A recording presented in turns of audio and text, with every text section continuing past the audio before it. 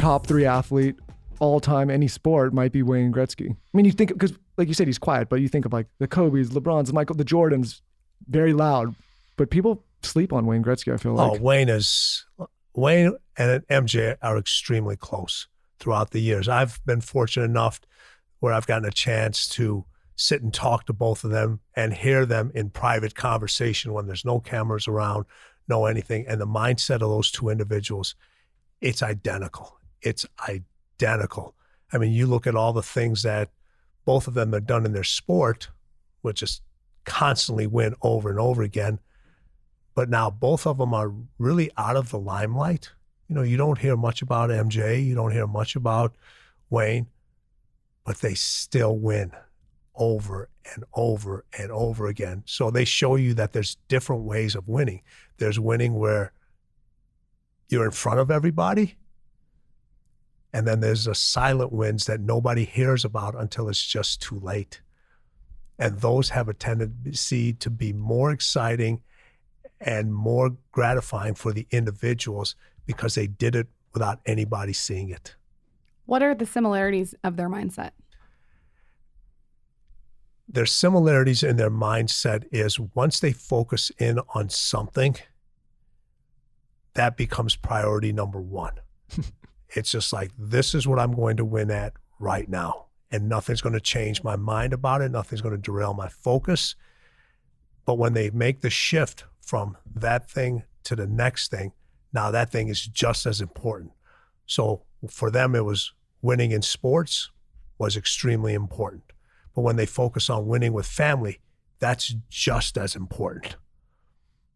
When they were winning in financing, that's important. They don't try to mix everything at once. They don't try to balance all of that stuff. They don't try to say, okay, listen, I'm going to be the best athlete in my sport, and I'm also going to try to be the best family person, and I'm also going to be doing all these other stuffs. They understand that in order to own a particular space and in order to win in that arena, I got to be a little bit unbalanced. I really do have to be a little unbalanced, because if you try to balance everything, what are you going to end up getting? You're going to be good at a lot of things. One of the things I talk about in the winning book all the time is you don't find balance. You create it, and your balance is different for everybody. Your balance is different than mine. Mike, your balance is different. It just is.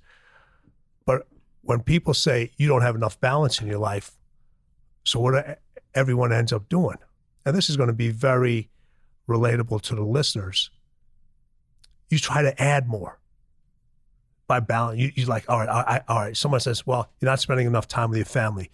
You need to hang out with your friends more, or whatever it is. All right. And you start to add all these things. And now you're trying to balance even more. Well, how do you create balance? It's not by the addition. It's by the subtraction. Delete the unessentials. If you delete the unessentials, you become so closer to balance. And we all have so much unessentials in our lives that we're usually carrying on, or we're trying to do for others and trying to make their balance our balance. And it's not about that. And I tell people, look at a perfectly balanced scale. I ask this question when I do my speaking all the time. I said, who wants zero success? Obviously, nobody raises their hand. I said, who wants zero happiness? Nobody raises their hand. Who wants zero love? Nobody raises their hands. Who wants zero financial security? Nobody raises their hand. Who wants a zero life? Nobody raises their hand. What's the number on a perfectly balanced scale? 0. Whoa. It's a 0. So if you're literally trying to balance all those things, that's what you're going to get.